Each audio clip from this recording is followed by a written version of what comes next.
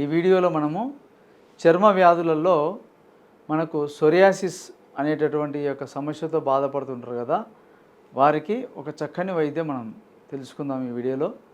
అయితే సోరియాసిస్ అనేటటువంటి ఈ యొక్క సమస్య మనకు ఎందుకు వస్తుంది అంటే, చాలామందికి వాతపిత్త కఫంలో అధికమైనటువంటి వేడి శరీరతత్వం ఉంటుంది వాళ్ళకు. ఆ వేడి శరీరతత్వం వల్ల ఏమవుతుందంటే, వాళ్ళలో ఉండాల్సిన వేడి కంటే ఎక్కువ హీట్ ఎక్కువ బాడీలో అయినప్పుడు, అదేవిధంగా ఆటోమేటిక్గా వాళ్ళ బ్లడ్లో ఈ యొక్క సోరియాసిస్ అనేటువంటి ఆ యొక్క వైరస్ అనేది డెవలప్ చేసుకొని అది మొత్తం ఒక స్కిన్ డిసీజ్ లాగా తయారైపోయి చిన్న మచ్చలాగా వస్తుంది. అది పెద్ద పెద్దగా పెరిగి పెరిగి పొట్టు పొట్టులాగా పోతూ ఉంటుంది అనమాట. ఇదేమంటే చేప గద పొట్టు ఎట్లయితే మనం పొలికి తీసేట్లయితే పోతుందో ఆ విధంగా పొట్టు పొట్టులాగా లేచిపోయి మొత్తం ఎర్రగా దద్దుల్లాగా అయిపోయి మొత్తం దురద పెట్టి అది తలలో రావచ్చు, చేతి మీద రావచ్చు, బాడీలో ఎక్కడైనా కానీ డెవలప్ కావచ్చు. దీని ద్వారా ఏమంటే శరీరంలో వాళ్ళలో ఇమ్యూనిటీ పవర్ తగ్గిపోతుంది. అట్లే వ్యాధి పెరగంగా అది బాడీలో ఎముకలు కూడా డెవలప్ అయ్యే అవకాశం ఉంటుంది. కాబట్టి ఈ సోరియాసిస్ ఉన్నవాళ్ళు కొన్ని ఫుడ్ ఐటమ్స్ తినకూడదు. వాళ్ళు చేపలు తినకూడదు, చికెన్ తినకూడదు, చింతపండు ఎక్కువ వాడకూడదు, అదేవిధంగా గోంగూర, వంకాయ ఇవి తగ్గించుకోవాలి. తగ్గించుకుంటే రోగం అనేది వచ్చింది కంట్రోల్ అవుతుంది, పూర్తిగా పోదు, కంట్రోల్గా ఉంటుంది పెరగకుండా.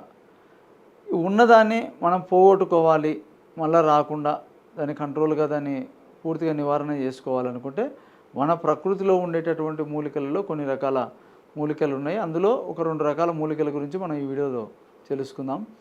అయితే ఈ యొక్క సోరియాసిస్ అనేటటువంటి ఈ యొక్క సమస్యకు మన ప్రకృతిలో ఉండే మూలికలలో పలవరేణి, ఈ పలవరేణి అనేటటువంటి యొక్క మొక్క అడవి ప్రాంతాలలో ఎక్కువగా ఉంటుంది.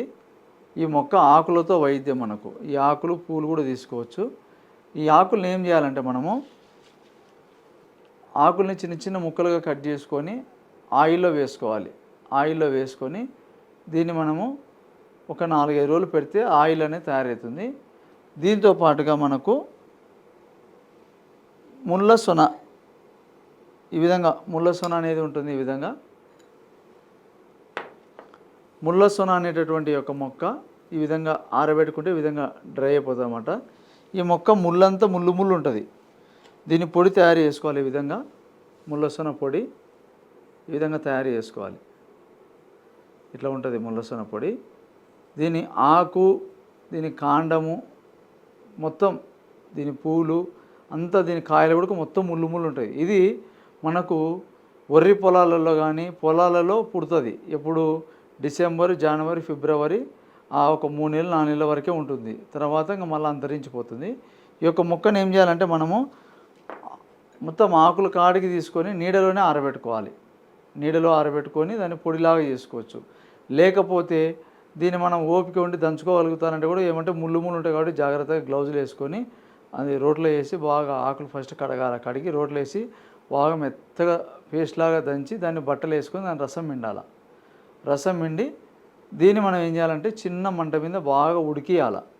అది ఉడికి ఏమవుతుందంటే, అది ఒక మనకు పాలు ఉడికి ఎట్లయితే కవ్వలాగా తయారవుతుందో అట్లా ఈ యొక్క మందు తయారవుతుంది. దాన్ని మనము చిన్న చిన్న మాత్రలు కానీ తయారు చేసుకోవచ్చు, లేదంటే పొడిలాగా చేసుకొని ఉడక. ముందు మనము ఈ యొక్క సమస్యతో బాధపడేవారు ఈ యొక్క ముళ్ళసొన మెడిసిన్ వైద్యము కడుపులోకి తీసుకుంటూ పైన ఈ ఆయిల్ పూసుకోవాలి. ఈ కడుపులోకి తీసుకునే మందు ఎట్లా వాడాలంటే, ఉదయం భోజనం చేయకముందు పరగడుపున కొద్దిగా నీళ్ళల్లో ఈ పొడి ఒక చిటికెడు అంటే 3 ఏళ్ళకు వచ్చినంత తీసుకొని ఆ నీళ్ళలో వేసుకొని, లేకుంటే స్పూన్ అయితే చిన్న స్పూన్తో 1/2 స్పూన్ అంత పొడి వేసుకొని నీళ్ళలో కలిపేసుకొని పొద్దున సాయంకాలం 2 పూట్ల తాగాలి. ఇట్లా 2 పూట్ల తాగుతూ ఈ ఆయిల్ కూడా మనం నీట్గా ఒకటి సోపు, స్కిన్కి సంబంధించిన సోప్తో నీట్గా కడుక్కొని ఆయిల్ అప్లై చేసుకోవాలి.